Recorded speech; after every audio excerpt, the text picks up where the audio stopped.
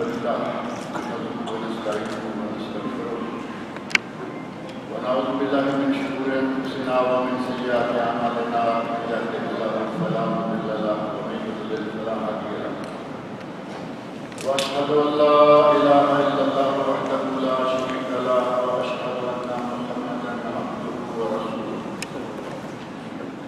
أما بعد فإن خير الحديث كتاب الله وخير الهدي هدي محمد صلى الله عليه وسلم وشر الأمور محدثاتها وكل محدثة بدعة وكل بدعة ضلالة وكل ضلالة في النار رب اشرح لي صدري ويسر لي أمري واحلل عقدة من لساني يفقهوا قولي رب أعوذ بك من همزات الشياطين وأعوذ بك رب أن يحضرون أعوذ بالله السميع العليم من الشيطان الرجيم إلا تنصروه فقد نصره الله إذ أخرجه الذين كفروا ثاني اثنين إذ هما في الغار إذ يقول لصاحبه لا تحزن إن الله معنا فأنزل الله سكينته عليه وأيده بجنود لم تروها وجعل كلمة الذين كفروا السفلى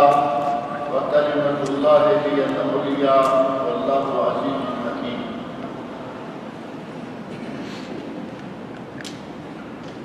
اللہ رب العزت کی پوری کائنات میں اللہ کے سب سے پسندیدہ شخص حضرت محمد رسول اللہ صلی اللہ علیہ وسلم ہیں، جنہیں اللہ رب العزت نے پورے بنی نوع آدم کا سردار بنایا، اور صرف بنی نوع آدم کا ہی نہیں بلکہ بنی نوع آدم سے اللہ رب العزت نے جو انبیاء کرام اور رسول بھیجے، نبی صلی اللہ علیہ وسلم کو انبیاء و رسول کا بھی امام بنایا، اور نبی صلی اللہ علیہ وسلم کے لیے اللہ رب العزت نے ایسے ساتھی منتخب فرمائے جو آدم علیہ السلام سے لے کر عیسیٰ علیہ السلام تک جتنے بھی انبیاء گزرے ہیں، ان انبیاء کے بعد سب سے افضل ترین انسان ہے حضرت ابوبکر صدیق رضی اللہ عنہ، جن کے بارے میں علماء امت کا اتفاق ہے کہ انبیاء کے بعد پورے بنی نوع انسان میں سے سب سے افضل ترین شخص ہے۔ ابوبکر صدیق رضی اللہ عنہ، جن کا ذکر اللہ رب العزت نے قرآن کریم میں کیا، ایک جگہ نہیں، دو جگہ نہیں، بلکہ کئی جگہ۔ ابھی میں نے جو آیت پڑھی ہے یہ سورۃ التوبہ کی آیت نمبر 40، اللہ رب العزت نے اس آیت میں فرمایا الا تنصروہ، اگر تم میرے نبی کی مدد نہ کرو گے فقد نصرہ اللہ، میرے نبی کی مدد خود اس کے رب نے کی ہے۔ کب؟ اذ اخرجہ الذین کفروا، جب کفار نے انہیں مکہ سے نکلنے پر مجبور کر دیا، اور آگے ساتھ ہی حضرت ابوبکر صدیق رضی اللہ عنہ کا ذکر آ گیا، ثانی اثنین اذ ہما فی الغار، دو میں سے دوسرے جبکہ وہ غار ثور میں تھے، اذ یقول لصاحبہ لا تحزن، جبکہ وہ اپنے ساتھی سے کہہ رہے تھے کہ گھبراؤ نہیں، کوئی غم نہ کرو، ان اللہ معنا، اللہ ہمارے ساتھ۔ وَأَنزَلَ اللَّهُ سَكِينَتَهُ عَلَيْهِ، اللہ رب العزت نے حضرت ابوبکر صدیق رضی اللہ عنہ کے دل پر سکینت، سکون نازل فرما دیا، وَأَيَّدَهُ بِجُنُودٍ لَّمْ تَرَوْهَا، اور اپنے نبی کی ان فوجوں کے ساتھ مدد کی جنہیں کوئی دوسرا شخص نہیں دیکھ سکتا تھا۔ وَجَعَلَ كَلِمَةَ الَّذِينَ كَفَرُوا السُّفْلَىٰ، کفار کی بات کو اللہ رب العزت نے نیچا دکھایا، وَكَلِمَةُ اللَّهِ هِيَ الْعُلْيَا، اور اللہ کا کلمہ ہی سب سے اعلیٰ اور بلند و بالا ہے، واللہ عزیز الحکیم، اور اللہ غالب ہے، حکمت والا ہے۔ اس آیت میں اس سفر کا ذکر اللہ رب العزت نے کیا جو پوری تاریخ انسانی کا سب سے خطرناک ترین سفر ہے۔ اگر سفر خطرناک ترین ہے تو یقینی بات ہے کہ وہ لوگ جو اس سفر میں مسافر ہیں وہ دنیا کے سب سے بڑے خطرے میں مبتلا ہیں، اور اگر دنیا کے سب سے بڑے خطرے میں مبتلا ہیں تو پھر یقیناً وہ اللہ کے سب سے زیادہ پیارے لوگ ہیں، کیونکہ دین کے بارے میں سب سے زیادہ آزمائے کون گئے؟ اللہ کے نبی اکرم صلی اللہ علیہ وسلم ارشاد فرماتے ہیں اشد الناس بلاء الانبیاء، سب سے زیادہ جن کی آزمائش ہوئی وہ انبیاء ہیں، ثم الامثل ثم الامثل، پھر ان کے بعد کے درجہ والے اور پھر ان کے بعد کے درجہ والے۔ دنیا کا سب سے خوفناک سفر، سب سے خطرناک سفر، دنیا کے سب سے اعلیٰ انسان محمد رسول اللہ صلی اللہ علیہ وسلم نبیوں میں سے، اور دنیا کے سب سے اعلیٰ انسان امتیوں میں سے اس سفر کے دو مسافر۔ ہجرت کا واقعہ بڑا طویل تفصیل کے ساتھ کتب سیرت میں موجود ہے، ہمیں ان ساری تفصیلات میں جانے کا وقت نہیں ہوگا، لیکن یہ بات ذہن میں رکھیں کہ قرآن کریم میں اللہ رب العزت نے ثانی اثنین، دو میں سے دوسرے دو نبی صلی اللہ علیہ وسلم ابو بکر صدیق اور دوسرے کون ہیں؟ ابو بکر صدیق رضی اللہ عنہ۔ پہلا نمبر نبی اکرم صلی اللہ علیہ وسلم کا، دوسرا ابو بکر صدیق رضی اللہ عنہ۔ اللہ رب العزت نے کتنا مقام عطا فرمایا، اور یہی ایک جگہ نہیں ہے بلکہ قرآن کریم کا ایک دوسرا مقام ہے سورۃ النور،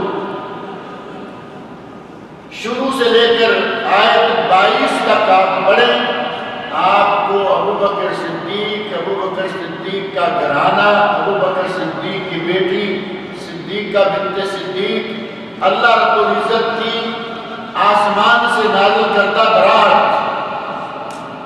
مشہور واقعہ ہے کہ ام المومنین حضرت عائشہ صدیقہ رضی اللہ عنہ پر منافقین نے تہمت لگا دی کہ یہ نعوذ باللہ فلاں شخص کے ساتھ خراب ہے۔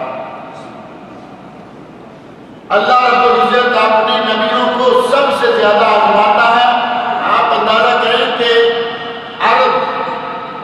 آپ روح میں تہمت، کہا کہ ابو بکر صدیق کی بیٹی نعوذ باللہ متہم ہے، اتہام، الزام لگا دیا، اور اس الزام کو اللہ رب العزت نے آسمان سے صاف کیا کہ میرے نبی کی بیوی اور صدیق کی بیٹی پاک ہے، پاک دامن ہے، بے گناہ ہے، معصوم ہے۔ کتنا بڑا مقام ہے کہ بیٹی کی بھی اللہ رب العزت نے برات فرمایا۔ ابو بکر صدیق کو نبی کا ساتھی، دو میں سے دوسرے، اور ابو بکر صدیق رضی اللہ عنہ جب دیکھتے ہیں کہ وہ لوگ جنہوں نے میری بیٹی پر الزام لگایا تھا ان میں وہ لوگ بھی شامل ہیں جن کی میں شب و روز مدد کرتا رہتا ہوں۔ ابو بکر صدیق رضی اللہ عنہ کی اسلام میں مدد، اسلام میں دولت کو خرچ کرنا، اس کے بے شمار واقعات گزر رہے ہیں۔ دیکھا حضرت بلال رضی اللہ عنہ، ان کا مالک انہیں اذیتیں پہنچا رہا ہے۔ حضرت بلال رضی اللہ عنہ کے مالک کو کہا کہ اس غلام کو بیچتے ہو؟ اس نے منہ مانگی قیمت طلب کی، حضرت ابو بکر صدیق رضی اللہ عنہ نے قیمت ادا کی، حضرت بلال کو ساتھ لیا اور کہا انت معتق فی سبیل اللہ، اے بلال میں تجھ سے کسی قسم کی خدمت لینے کے لیے تجھے آزاد نہیں کروایا، جاؤ آج سے میری طرف سے تم اللہ کی راہ میں آزاد۔ ابو بکر صدیق رضی اللہ عنہ نے دوسرے صحابی حضرت عامر بن حمیرہ رضی اللہ عنہ، انہیں دیکھا کہ ان کا مالک انہیں اذیتیں پہنچا رہا ہے، انہیں خریدا، اللہ کی راہ میں آزاد کر دیا۔ بکر صدیق رضی اللہ عنہ نے زنیرہ ایک صحابیہ، انہیں دیکھا کہ ان کے گھر والے انہیں عزیزیں پہنچاتے ہیں، انہیں خریدا، انہیں اللہ کی راہ میں آزاد کر دیا، جگہ جگہ پر اپنی دولت اللہ کی راہ میں خرچ کر رہے ہیں۔ ابو بکر صدیق رضی اللہ عنہ نے 10 غلام، مرد اور عورت 10 غلام اس طرح خریدے اور اللہ کی راہ میں انہیں آزاد کر دیا۔ اور نبی صلی اللہ علیہ وسلم نے ارشاد فرمایا ہے جو آدمی ایک غلام کو خریدے اس غلام کے ہر عزب کے بدلے اللہ اس خرید کر آزاد کرنے والے کے ہر عزب کو جہنم سے آزاد کر دے۔ ایک غلام خرید کر آزاد کرنے کی جزا کیا ہے کہ اللہ اس کا سارا جسم جہنم سے آزاد کر دے گا۔ ابو بکر صدیق نے تو 10 غلام خریدے اور آزاد کیے۔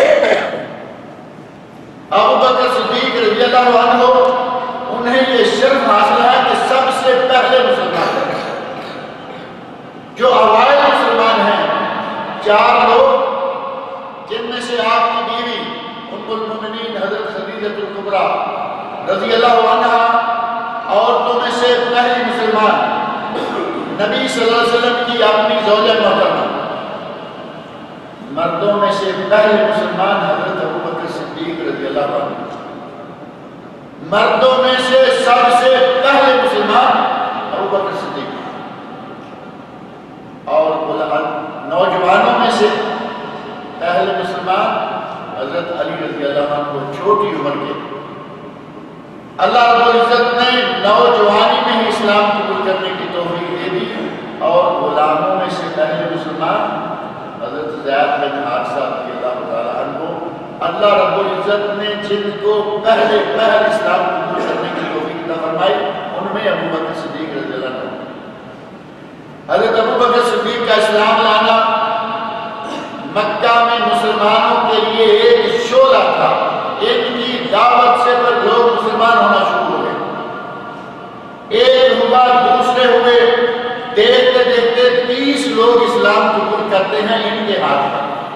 ابو بکر صدیق کے ہاتھ پر اسلام مکہ کے اندر، مدینہ میں بعد کی بات 30 لوگوں نے اسلام قبول کیا، اور ان 30 لوگوں میں عام سے لوگ بھی نہیں،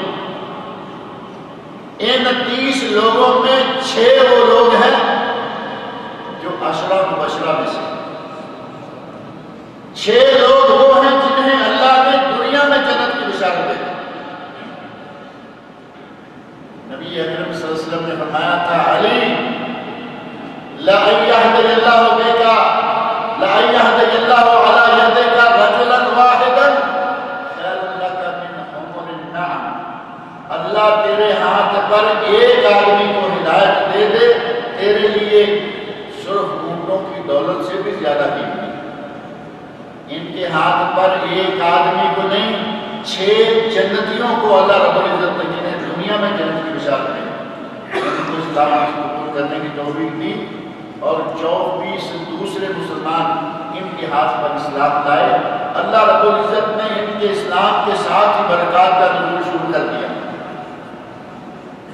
غلام کو دیکھتے، عزیزوں میں دیکھتے ظالم ظلم کر رہے ہیں، رہا نہیں جاتا، جو بھی مانگا دیا انہیں آزاد کر دیا۔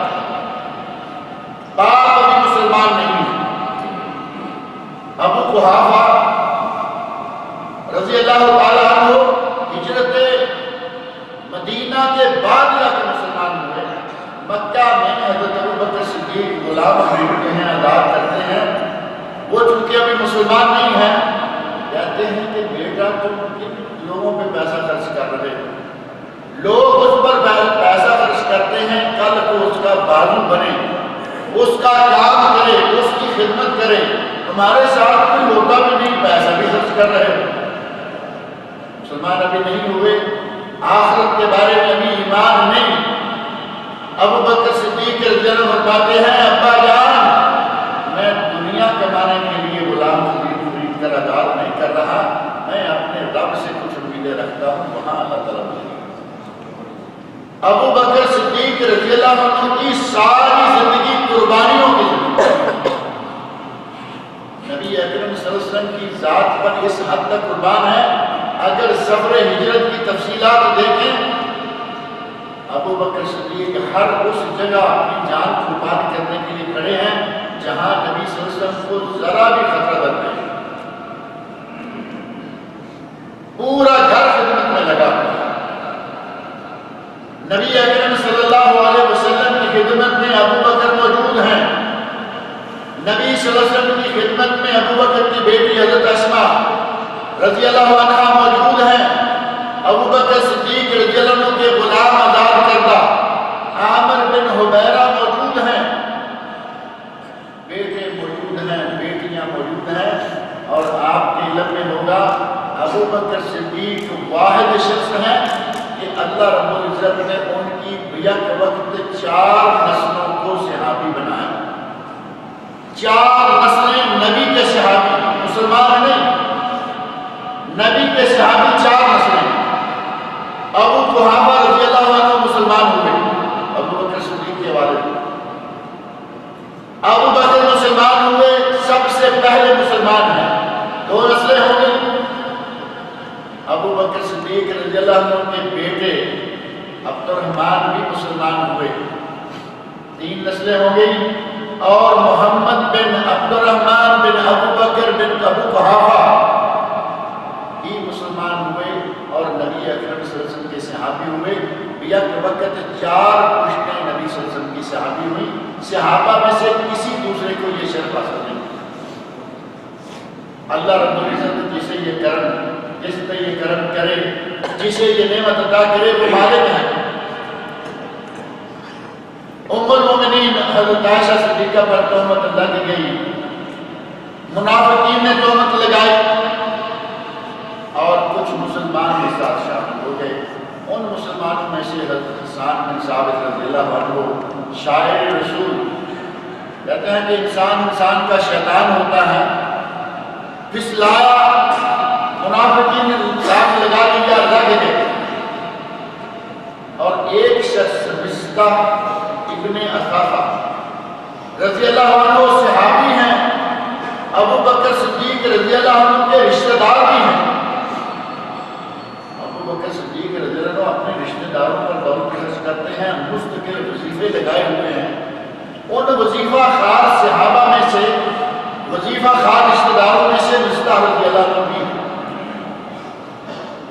تہمت کا وقت آیا تو یہ بھی اسی گروہ میں شامل ہو گئے۔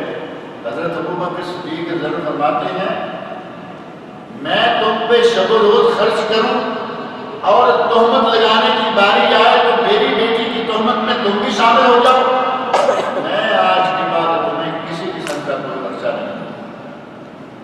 خرچہ روک دیا۔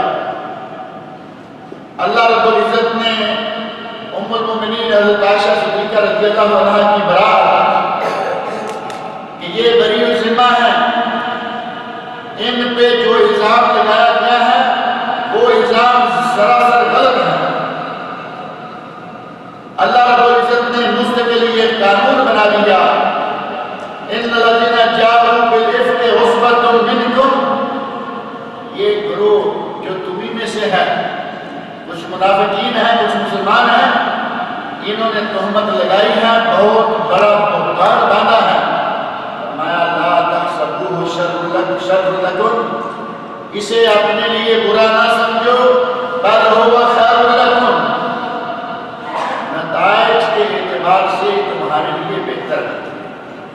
نتائج کے اعتبار سے اپنے اور بگانے کا فرق ہو جائے گا، مومن اور منافق کا فرق ہو جائے گا، کون دل سے مسلمان ہے اور کون دل سے مسلمان نہیں ہے، سارے لوگ ان کے سامنے آ جائیں گے۔ اور ملا کر اللہ رب العزت نے ارشاد فرمایا کہ میرے نبی کی بیوی پاک دامن ہے، اور قانون مستقل دے دیا، فرمایا کہ جو لوگ جو اہل ایمان ہیں، جو طیبین ہیں، جو پاک باز لوگ ہیں، ان کے نکاح میں خبیث عورت آ ہی نہیں سکتی۔ پاک باز لوگوں، نبیوں سے بڑا پاک باز کون ہوگا؟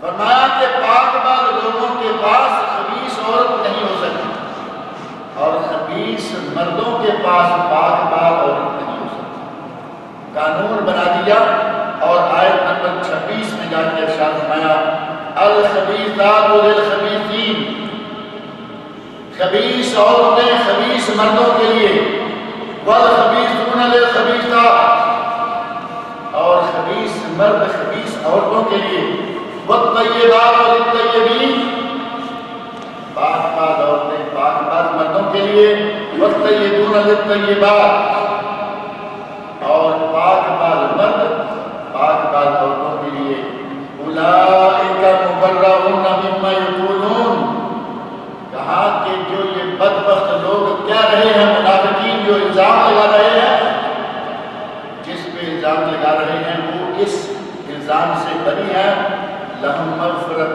ورزق کریم، صرف بری نہیں ہے، اللہ رب العزت نے ان سے مغفرت کا وعدہ بھی کر دیا اور رزق کریم کا وعدہ بھی کر دیا۔ اللہ رب العزت نے صدیقہ بنت صدیق کو بری کر دیا، ان پہ جو الزام لگایا تھا اسے صاف کر دیا۔ حضرت ابوبکر صدیق حضرت عائشہ رضی اللہ عنہ سے فرماتے ہیں، عائشہ بیٹا نبی کا شکریہ ادا کرو کہ تمہارا الزام ختم ہو گیا۔ تو حضرت عائشہ رضی اللہ عنہ فرماتی ہیں، نہیں ابا جان، میں اس ذات کا شکریہ ادا کروں گی جس نے الزام سے مجھے بری کیا، نبی نے مجھے بری نہیں کیا۔ واقعہ بڑا طویل ہے کہ نبی نے 40 دن غم برداشت کیا، مجھے بری نہیں کہا، جب تک اللہ نے آسمان سے میری برات نازل نہیں کی تب تک نبی صلی اللہ علیہ وسلم مستقل وہی بات مانے بیٹھے رہے، حتیٰ کہ مجھے مائکے بھیج دیا کہ اپنے والدین کے گھر چلے گئے۔ میں اس ذات کا شکر ادا کروں گی جس ذات نے آسمان سے میری برات نازل کی۔ باری آ گئی کہ جن لوگوں نے تہمت لگائی یا جو لوگ شامل ہو گئے، ان لوگوں کے ساتھ میں تعاون کیوں کروں؟ کہا مصطح آج کے بعد تجھے میں کچھ نہیں دوں۔ اللہ رب العزت نے برات نازل کر دی، انہوں نے غصے میں آ کر ان کا خرچہ بند کر دیا۔ اللہ رب العزت نے سورۃ النور کی آیت نمبر 22 میں ارشاد فرمایا وَلَا يَأْتَلِ أُولُو الْفَضْلِ مِنكُمْ وَالسَّعَةِ أَن يُؤْتُوا أُولِي الْقُرْبَىٰ وَالْمَسَاكِينَ وَالْمُهَاجِرِينَ فِي سَبِيلِ اللَّهِ، تم میں سے جو بزرگی اور کشادگی والے ہیں انہیں اپنے قرابت داروں، مسکینوں اور مہاجروں کو فی سبیل اللہ خرچ کرنے میں نہ دینے کی قسم نہیں کھا لینی چاہیے۔ قسم کیا کھائی؟ کہ میں اللہ کی قسم کھاتا ہوں کہ آج کے بعد میں تم پہ خرچ نہیں کروں گا۔ اللہ نے فرمایا جن لوگوں کو اللہ نے دے رکھا ہے، جنہیں میں دوں اور وہ میرے لیے ان میں سے غریبوں پر خرچ نہ کرنے کی قسم کھا لیں، یہ اچھا نہیں ہے۔ اور ساتھ فرمایا وَلْيَعْفُوا وَلْيَصْفَحُوا، تمہیں چاہیے کہ انہیں معاف کر دو، ان کی غلطی کو رفع دفع کر دو۔ اَلَا تُحِبُّونَ أَن يَغْفِرَ اللَّهُ لَكُمْ، کیا تمہیں یہ پسند نہیں ہے کہ اللہ تمہیں بخش دے؟ واللہ غفور رحیم، اور اللہ بہت ہی بخشنے والا، رحم کرنے والا ہے۔ جب یہاں تک بات آ گئی کہ کیا تمہیں یہ پسند نہیں ہے، اَلَا تُحِبُّونَ أَن يَغْفِرَ اللَّهُ لَكُمْ، کیا تم یہ پسند نہیں کرتے کہ اللہ تمہاری مغفرت کر دے؟ ابو بکر صدیق کہتے ہیں واللہ، اے اللہ مجھے تیری قسم ہے میں اس بات کو پسند کرتا ہوں کہ تم مجھے بخش دے۔ اے اللہ میں اس بات کو پسند کرتا ہوں کہ تم مجھے بخش دے۔ اے اللہ میں نے گھر بار چھوڑا، عزیز و اقارب چھوڑے، اپنی جان کو جوخم میں ڈالا، تیرے نبی کے ساتھ خطرناک سفر اختیار کیا تاکہ تو مجھے معاف کر دے، بخش دے۔ اے اللہ میں نے غلام خریدے، انہیں تیری راہ میں آزاد کیا تاکہ تو مجھے بخش دے۔ اے اللہ میں اپنے رشتہ داروں، قرابت داروں، مسکینوں کی مدد کرتا رہا تاکہ تو مجھے بخش دے۔ آج میں آ کے اپنی یہ ساری جتنی عبادتیں ہیں، جتنے صدقات ہیں، میں آج ان کو آ کے ضائع کر دوں گا نہیں۔ یا اللہ میں چاہتا ہوں کہ تم مجھے بخش دے۔ پیدل چل کر رشتہ کے گھر میں گئے اور جا کر کہا کہ آج کے بعد تیرا پہلے کی سے دوبارہ تعاون جاری ہے، تیرا جو بھی خرچہ آتا ہے وہ مسلسل آتا ہے۔ ابو بکر صدیق رضی اللہ عنہ ہماری طرح کے نہیں، ہمیں ذرا سی کسی رشتہ دار سے تکلیف پہنچے تو ہمارا کیا حال ہوتا ہے؟ ختم ہو گئی، آج کے بعد اس سے ٹوٹی کٹی یا ٹوٹی ختم۔ ابو بکر صدیق رضی اللہ عنہ کو ذرا سا اللہ کی طرف سے اشارہ ملا کہ ابو بکر میں نے تمہیں دیا اور میرے دیے ہوئے سے تو آگے رشتہ دار کو نہیں دے سکتا، اور کہا یا اللہ میں معافی مانگتا ہوں، مجھ سے غلطی ہو گئی، توبہ کا اپنی کا کفارہ دیا، قسم کا کفارہ دیا، غلطی کی، کوتاہی کی، توبہ کی، اور چل کر پیدل چل کر رشتہ کے گھر میں جا کر انہیں بشارت دی کہ آج کے بعد میرا خرچہ دوبارہ جاری ہے۔ وہ ابو بکر صدیق رضی اللہ عنہ نبی اکرم صلی اللہ علیہ وسلم کے صحابی، ایک نہیں ساری عمر ابو بکر رضی اللہ عنہ کی اسی طرح گزری۔ ابو بکر صدیق رضی اللہ عنہ کی دولت کو نبی اکرم صلی اللہ علیہ وسلم نے دین کی خدمت کے لیے بہت استعمال کیا، اور بالآخر نبی صلی اللہ علیہ وسلم نے ارشاد فرمایا جتنا احسان مجھ پر ابو بکر صدیق کا ہے دوسرے کسی انسان کا نہیں۔ جس نے مجھ پر کوئی بھی احسان کیا میں نے اس کے احسان کا بدلہ چکا دیا سوائے ابو بکر کا۔ ابو بکر کے احسانات کا بدلہ میری طرف سے قیامت کے دن رب چکائے، یعنی میں ابو بکر کے احسانات کا بدلہ ہی نہیں چکایا۔ اور رشتہ بھی ہے، قرابت ہے، لیکن قرابت بعد میں جا کر ہوئی، سسر اور داماد کا رشتہ بعد میں ہوا، لیکن جان نثاریاں قربانیاں پہلے دن سے شروع کر دی، اسلام لائے اور قربانیاں شروع کر دی۔ ابو بکر صدیق رضی اللہ عنہ کو اللہ رب العزت نے یہ اتنا مقام اس لیے تھا،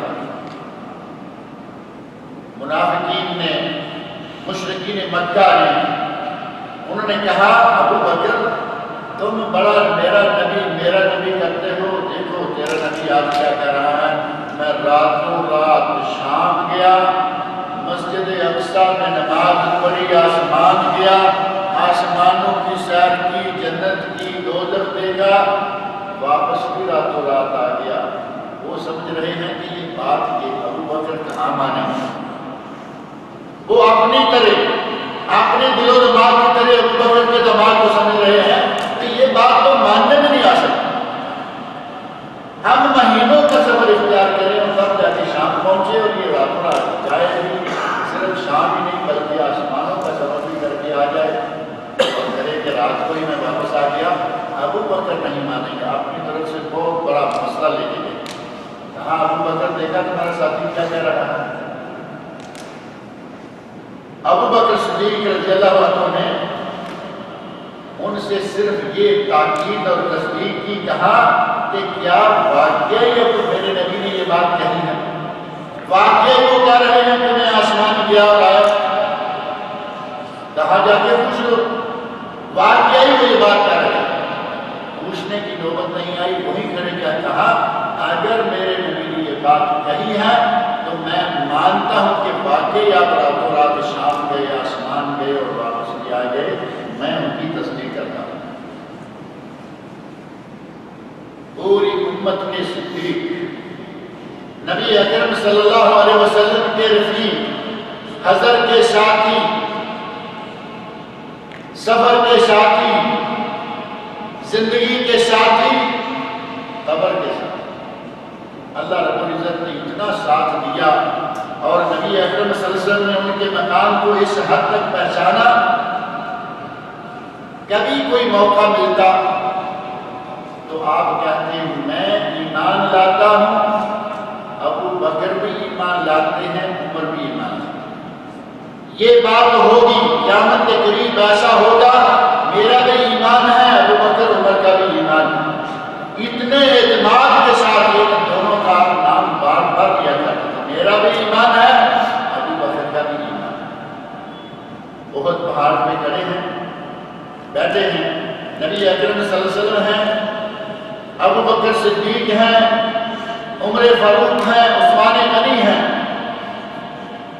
احد پہاڑ میں جنبش آئی، حرکت آئی، نبی صدیق شہیدین بیٹھے ہوئے ہیں، احد پہاڑ میں حرکت آئی، نبی صلی اللہ علیہ وسلم نے اپنا قدم مبارک تھوڑا زور سے مارا اور کہا اثبت احد، اے احد رک جاؤ، ثابت ہو جاؤ، ثابت ہو جاؤ، حرکت بند کر دو۔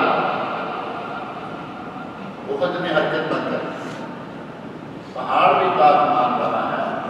نبی اکرم صلی اللہ علیہ وسلم کا یہ مقام ہے، فرمایا احد، جبل احد نحبہ و یحبنا، ہم احد سے پیار کرتے ہیں، احد ہم سے پیار کرتے ہیں، پہاڑ بھی ہم سے پیار کرتے ہیں۔ قدم سے پہاڑ پر تھوڑی سی چوٹ لگائی اور کہا اثبت احد، انما علیک نبی و صدیق و شہیدین، تجھ پر اس وقت ایک نبی ہے، ایک صدیق ہے اور 2 شہید ہیں۔ نبی صلی اللہ علیہ وسلم نے احد پر بیٹھے ان کی شہادت کی گواہی دے دی کہ یہ 2 شخص شہید ہوں گے۔ کون کون ہے؟ عمر فاروق، عثمان غنی رضی اللہ عنہ۔ نبی نے شہادت کی گواہی دی، اور شہادت مسلمان کی ہوتی ہے یا منافق کی؟ شہادت مسلمان کی ہوتی ہے۔ نبی نے ان دونوں کے مرنے تک مسلمان رہنے کی گواہی دی، اور کچھ بدبختوں کو یہ گوارا نہیں ہے کہ ان کو مسلمان بھی مانے، کہتے ہیں کہ یہ منافق ہو گئے۔ نعوذ باللہ۔ اللہ رب العزت نے نبی صلی اللہ علیہ وسلم کو وہ ساتھی عطا کیے جن ساتھیوں کو نبی اکرم صلی اللہ علیہ وسلم کے ساتھ اتنا پیار، اس حد تک محبت تھی کہ اگر نبی کھاتے تو وہ سمجھتے ہم نے کھا لیا۔ ایک بات جو آپ سنتے رہتے ہیں نا، مائیں مومن کہتی ہیں میرا بیٹا تم نے کھا لیا تو میں نے کھا لیا۔ ماں اور بیٹے کا تعلق ایسا ہے کہ ماں بیٹے کو کھاتا ہوا دیکھ کے اسے سکون ہوتا ہے، اب وہ کھائے یا نہ کھائے وہ بات نہیں۔ یہ دوسروں کے لیے کبھی سننے میں ایسا نہیں آتا کہ کوئی غیر ہو اور وہ بھی ایسا کہے۔ نبی اکرم صلی اللہ علیہ وسلم کے ہجرت کے سفر میں ابو بکر صدیق رضی اللہ عنہ ساتھ ہیں۔ سفر میں ایک جگہ صحرا میں جا کے رکے، ایک خیمہ دیکھا، خیمے کے پاس گئے، دیکھا کہ ایک بوڑھی عورت ہے، حضرت ام ماعد رضی اللہ عنہا، بدوی عورت ہیں۔ کہا کہ کچھ پینے کے لیے کوئی دودھ ہے، کیونکہ بدووں کے پاس بکریاں بھیڑیں ہوتی ہیں۔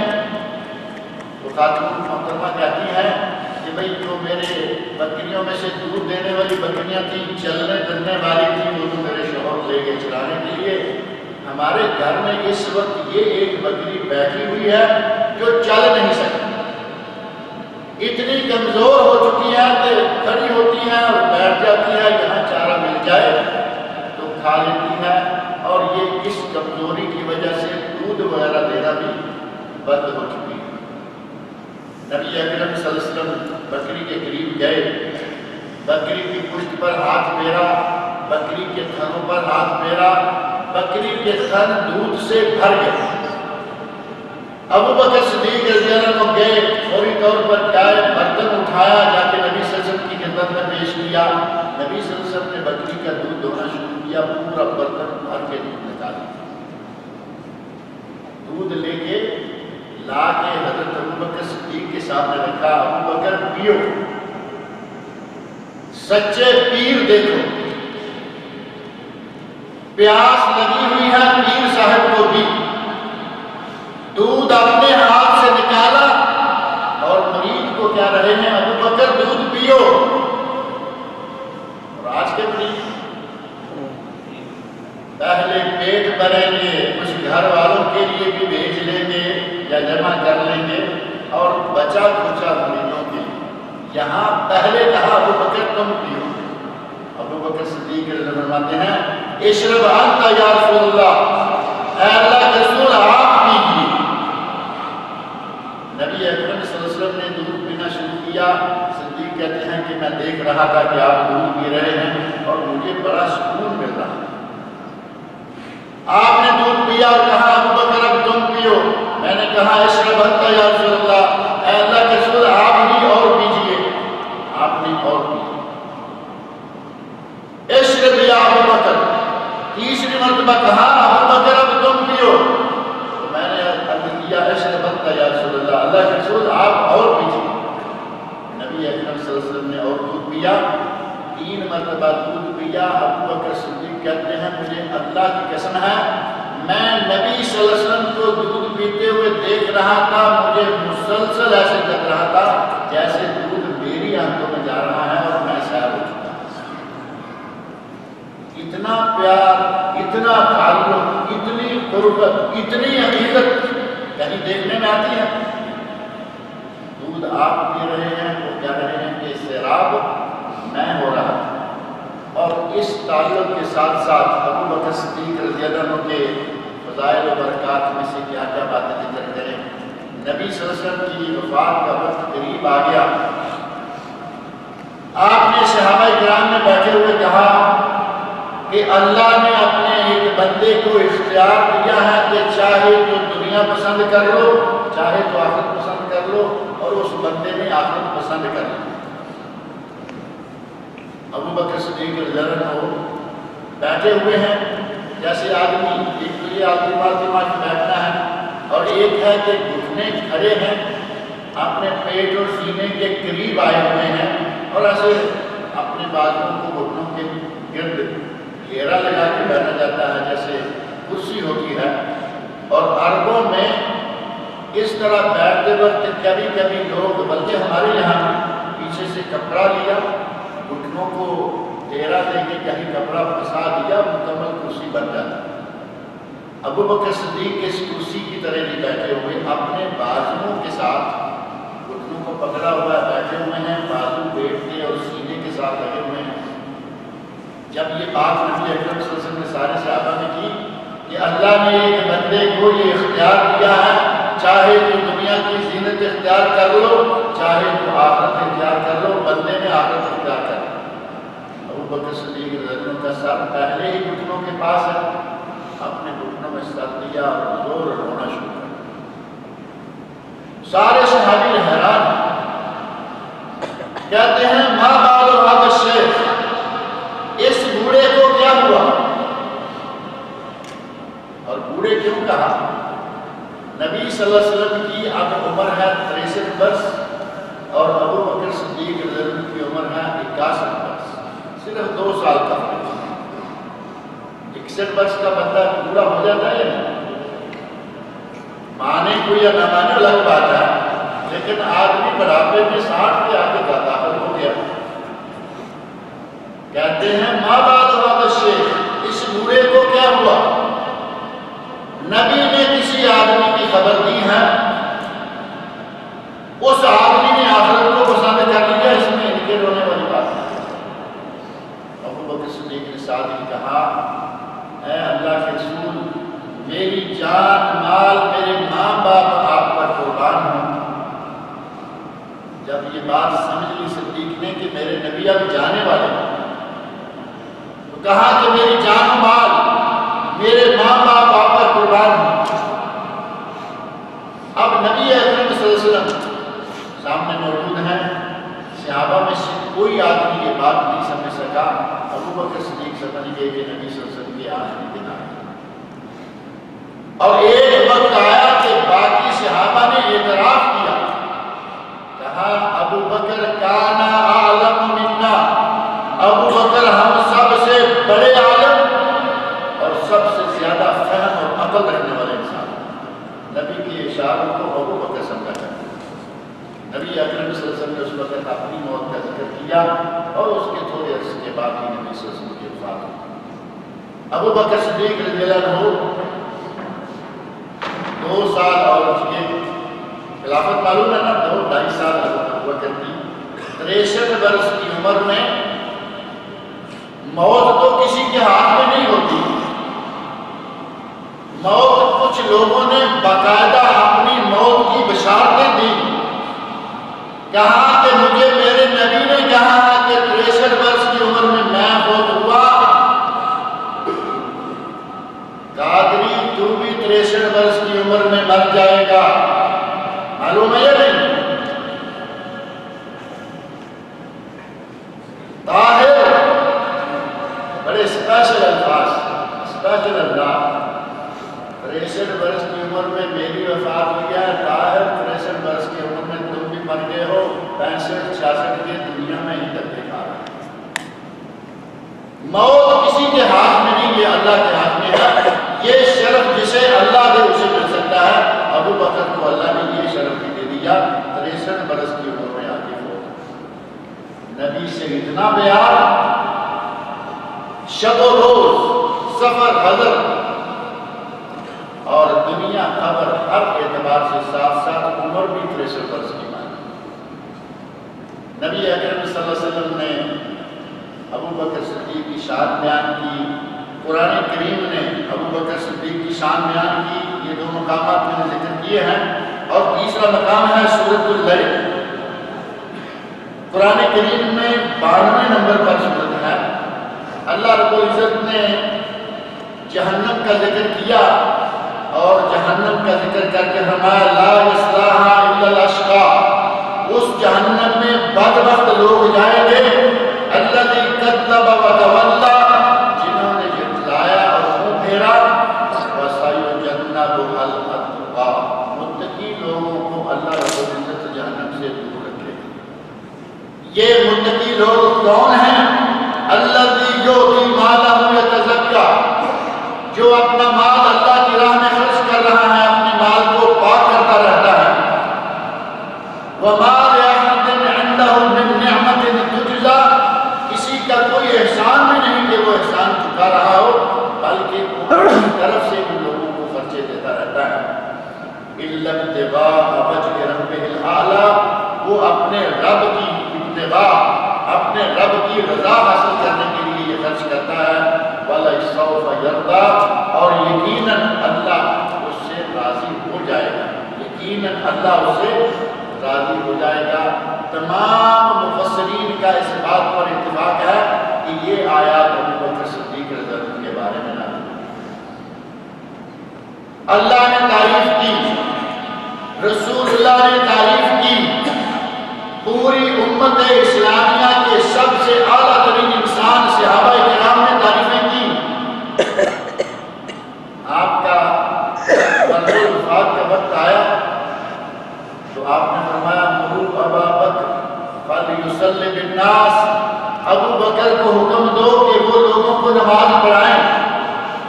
حضرت عائشہ نے کہا یا رسول اللہ، وہ تو بڑے رقیق القلب ہیں، بڑے نرم دل ہیں، نبی کے مسئلے پہ کھڑے اپنے آپ کو پائیں گے رونا شروع کر دیں گے، وہ نماز نہیں پڑھا۔ اور ایسا ہی ہوا، نبی کے مسئلے پر نماز پڑھانا شروع کی، دل میں خیال آیا کہ میں نبی کے مقام پر کھڑا اور میرا نبی بیمار پڑا ہے، آواز نہیں نکل رہی، لوگوں نے بڑی مشکل سے تھوڑا تھوڑا سنا، اتنی نرم آواز سے روتے ہوئے نماز پڑھائی۔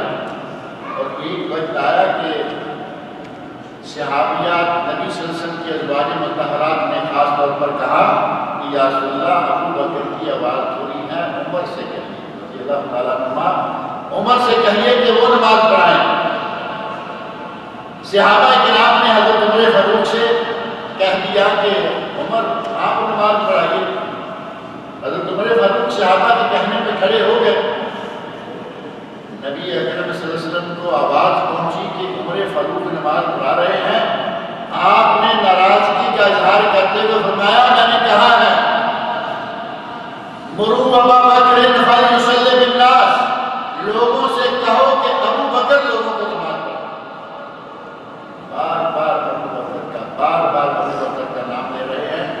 دنیا میں امامت نبی صلی اللہ علیہ وسلم نے دنیا میں ہوتے ہوئے ابو بکر کی امامت قائم کر دی اور اپنے جانے کے بعد ان کی خلافت کا واضح اشارہ دے دیا کہ میرے بعد ابو بکر میرے خلیفہ ہوں۔ اس حدیث میں مروا ابا بکر اور پوری امت نے قبول کر لیا۔ اور ایک خاتون آئی، پوری عورت آ کے کہتی ہے یا رسول اللہ، آپ نہ ہوں گے۔ ان لوگوں کو تو یہ معلوم تھا کہ نبی ہے، کچھ بھی ہے، انسان ہے، فوت ہو جائیں گے، ہماری طرح کے لوگ تو نہیں تھے نا۔ یہ آج تک یہ ماننے کو تیار نہیں کہ نبی فوت ہو۔ عالم ہیں، پڑھے لکھے ہیں، بڑی بڑی ڈگریاں ہیں، PhD ہیں، وہ بوڑھی خاتون ہیں، وہ کہتی ہیں نبی صلی اللہ علیہ وسلم سے کہ آپ نہ ہوں گے، اشارہ کہ آپ فوت ہو چکے ہوں گے، اب میں کیا کروں؟ تو نبی اکرم صلی اللہ علیہ وسلم علم تجدینی، صحیح بخاری صحیح مسلم کی حدیث، علم تجدینی فاتی ابا بکر، اگر تم آؤ اور میں نہ ہوں تو ابو بکر کے پاس چلو۔ صاف طور پر حضرت ابو بکر صدیق رضی اللہ عنہ کی خلافت کا اعلان تھا۔ اتنا بڑا مقام، یہ مقام و مرتبہ اللہ رب العزت نے عطا کیا تھا ابو بکر صدیق رضی اللہ عنہ کو۔ اللہ رب العزت مجھے اور آپ سب لوگوں کو اپنے آپ کو کم از کم ان لوگوں کے نقشے قدم پر چلنے کی توفیق عطا فرمائے۔ اللہ رب العزت نے اپنے بندوں کو اتنا مقام عطا کیا تھا کہ ان کے مقام کو بیان کرنے کے لیے بہت لمبے چوڑے وقت کی ضرورت ہے۔ اللہ رب العزت مجھے اور آپ کو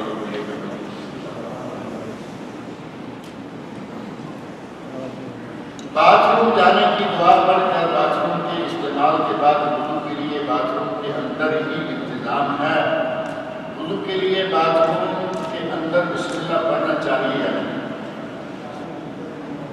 ایک بات ذہن میں رکھیں کہ ایک ہے باتھ روم، اگر باتھ روم کہیں تو باتھ روم میں تو پردے میں کوئی حرج نہیں ہے۔ اصل میں بسم اللہ یا ذکر کرنا منع ہے لیٹرین۔ اب لیٹرین اور باتھ روم میں آج کل تو فرق بھی نہیں رہا، اندر ہی لیٹرین ہے، اندر ہی باتھ روم ہے، اندر ہی واش روم ہے، وہ روم تو رہا نہیں، وہ تو بڑا لمبا چوڑا کلاس روم بنا ہوا ہے۔ علماء میں سے علامہ محمد ناصر الدین البانی رحمۃ اللہ علیہ، بہت بڑے محدث، ابھی قریب ہی گزرے ہیں، انہوں نے لکھا ہے کہ اگر جیسے آج کل بڑے بڑے باتھ روم ہیں، پورے کمرے کی شکل میں ہوتے ہیں، اگر ایسا باتھ روم ہو اور اس میں لیٹرین کی جگہ الگ سے موجود ہے، ہاتھ دھونے کے لیے واش روم الگ سے موجود ہے، نہانے کے لیے الگ سے جگہ موجود ہے، اگر اتنی بڑی جگہ ہے تو لیٹرین والے حصے کو چھوڑ کر باقی جگہ جہاں بھی چاہیں آپ بسم اللہ پڑھیں یا کوئی بھی ذکر کریں، کوئی منع نہیں۔ اب آج کل چونکہ لیٹرینیں میرا خیال ہے بہت تھوڑی رہ گئی ہیں، چھوٹے گھروں میں ظاہر ہے کہ ابھی بھی ہیں، اگر لیٹرین ایسی ہے کہ یہیں کھڑے ہو کر وہ کام بھی کرنا ہے، یہیں ساتھ میں نہا کے بھی نکلنا ہے، تو اس جگہ نہ کریں۔ اگر کھلی جگہ ہے، وہ تھوڑا ہٹ کے ہے، یہ تھوڑا ہٹ کے ہے، وہاں اندر بسم اللہ پڑھ لیں تو انشاءاللہ کوئی عرض نہیں۔ لیکن زیادہ بہتر اور صحیح تر یہ ہے کہ باہر سے جب آپ اندر داخل ہوں، آپ کی نیت یہ ہے کہ میں قضائے حاجت بھی کروں گا اور وضو بھی کر کے نکلوں گا۔ ایسے میں آپ اندر داخل ہوتے ہوئے پہلے کہیں بسم اللہ، ایسے بھی سنت سے ثابت ہے، بسم اللہ اللہم انی اعوذ بک من الخبث والخبائث، دونوں ہو گئے۔ اندر داخل ہونے کی دعا بھی ہوگی، بسم اللہ بھی ہوگی، نیت کریں کہ میں وضو میں کروں گا، وضو کے لیے بھی یہ بسم اللہ کافی ہے۔ قضائے حاجت سے فارغ ہوں، اٹھیں اور وضو کریں اور باہر نکل آئیں۔ باہر نکل کر پہلے کہیں غفرانک کا اور اس کے بعد کہیں اشہد ان لا الہ الا اللہ، کلمہ شہادت پڑھیں۔ غسل بھی ہو گیا، وضو بھی ہو گیا، قضائے حاجت بھی ہو گئی، اور اس میں کوئی ایسی ممانعت والی بات نہیں ہے۔ البتہ اگر اتنی چھوٹی جگہ ہے کہ وہی لیٹرین اور وہی اوپر شاور بھی لگا ہوا ہے تو اس جگہ پر ایسا کرنا صحیح نہیں۔ دو بیٹوں کے عقیقے کے لیے مطلوبہ جانور خریدنے کی طاقت رکھتا ہوں، لیکن ہمسایوں اور بہت سارے رشتہ داروں کو کھانا کھلانے کے لیے مالی وسائل نہیں ہیں، کیا کوئی اور طریقہ اپنا سکتے ہیں؟ دو بکرے خرید سکتے ہیں، اس کی طاقت موجود ہے اور عقیقہ ہے، دو بکرے خرید کر ان کے جانوروں کو ذبح کرنا اور ان کے گوشت کو تقسیم کر دینا۔ ضروری نہیں ہے کہ اب آپ مزید 200-400 ریال 600 ریال خرچ کریں اور چاول کی دالیں بریانی بنوائیں اور کھائیں۔ آپ کے پاس دو بکرے خریدنے کی طاقت ہے، وہ خریدیے، گوشت بنوائیے اور لوگوں میں تقسیم کر دیجیے، جتنا اپنے گھر میں رکھنا ہے گھر میں رکھ کے کھائیے۔ وہ بٹوا کے سب کو کھانا کھلانا یہ ضروری نہیں ہے، آپ کچا گوشت تقسیم کر دیں، عقیقہ ہو گیا۔ اور کوئی طریقہ جہاں تک آپ پوچھ رہے ہیں، منکرین حدیث کا ایک ٹولہ ہے پاکستان میں، اتفاق سے رات بھی ان کا ذکر آ گیا تھا کسی حوالے سے، جو کہتے ہیں کہ ہمیں قرآن کافی ہے، حدیث کی ہمیں ضرورت نہیں ہے، رات میں ایک جملہ کہہ کے آیا ہوں، اگر تمہیں قرآن کافی ہے تو 80 مرتبہ سے زیادہ اللہ نے کہا ہے نماز پڑھو، بتاؤ کہ نماز کیسے پڑھو گے حدیث کو چھوڑو۔ اگر حدیث کو نہ مانے تو کوئی آدمی نماز پڑھنے کا طریقہ بتا ہی نہیں سکتا، وہ صرف حدیث میں آیا۔ اور جو آدمی حدیث کو نہ مانے اور کہے کہ میں صرف قرآن کو مانوں گا، وہ آدمی مسلمان ہی نہیں ہے۔ لاہور میں پرویز تھے، بڑے مشہور معروف آدمی گزرے ہیں، اس پرویز کو اس کے بعد ان کے بہت سارے اور لوگ آئے، پروفیسر رفیع اللہ شہاب، پرویز، عبداللہ چکرالوی ان سے بھی پہلے، اور آج کل ایک بہت بڑے پروفیسر، بہت بڑے شخص، بڑے مشہور و معروف، اور آپ کو معلوم ہے کہ جو جتنا اسلام سے بہکا ہوا ہو ہماری حکومتیں اس کو اتنا ہی اٹھاتی ہیں تاکہ لوگ آپس میں پھنسے رہے، ہمیں کوئی چھیڑے نہیں۔ وہ آج کل ہیں جاوید احمد غامدی، اس نام کا فتنہ پاکستان میں کافی زور پکڑے ہوئے ہے۔ کویت میں بھی کتابیں نہیں، اور کویت حکومت نے باقاعدہ اپنے سرکاری دارالافتا سے فتویٰ جاری کیا ہے کہ یہ مسلمان نہیں۔ یہ توفیق ابھی تک پاکستان کو نہیں ہوئی جہاں یہ رہ رہے ہیں، لیکن کویت نے باقاعدہ فتویٰ جاری کر دیا ہے کہ پرویزی مسلمان نہیں، منکرین حدیث مسلمان نہیں، یا اپنے آپ کو کہیں کہ ہم اہل قرآن ہیں، یہ مسلمان نہیں، کیونکہ حدیث کا انکار کرنے والا آدمی مسلمان نہیں رہتا۔ یہ ٹولہ کہہ رہا ہے کہ قربانی دینے کی کیا ضرورت ہے، ہوم ٹو ہوم سیکریفائس، گھر گھر میں قربانی۔ کہتے ہیں کہ ہر سال لاکھوں کروڑوں جانور ذبح کر دیتے ہو، کیا ضرورت ہے، لوگ غریب بھوکے مر رہے ہیں ان کو کیش دیں۔ اور اسی سے نظریہ کچھ وقت سے میں سن رہا ہوں کہ اب یہ بھی آنا شروع ہوا ہے کہ عقیقہ کرنے کی کیا ضرورت ہے، 2 بکروں کے پیسے ہم کیوں نہ بانٹیں۔ نبی صلی اللہ علیہ وسلم کی حدیث موجود ہے، عید کے دن، عید الاضحیٰ کے دن اگر کوئی سونا چاندی کے ڈھیر بھی خرچ کر دے تو اسے اتنا ثواب نہیں ملے گا جتنا ایک بکرے کا لہو بنانے کا ثواب۔ آپ چاہے دولت خرچ کریں لیکن بکرا ذبح کرنا اس وقت سب سے زیادہ افضل ہے۔ لہذا عقیقے کے لیے بکرے ہیں، پیسے نہیں۔ اللہ کی راہ میں اگر آپ کے پاس توفیق ہے غریبوں میں بانٹیے، غریبوں کو دیجیے، لیکن یہ 2 بکرے ہی آپ کو ذبح کر کے دینے ہوں گے۔ گوشت تقسیم کر دیں، آپ کے پاس زیادہ پیسہ نہیں ہے، دوسرا کوئی راستہ اختیار نہ کریں کہ آپ کہیں کہ چلے 500 1000 کے 2 بکرے آتے ہیں، اب میرے پاس 1000 تو ہے، اوپر 500-600 نہیں ہے کہ یہ 2 بکرے کا پکوا کے بریانی بنا کے تقسیم کروں۔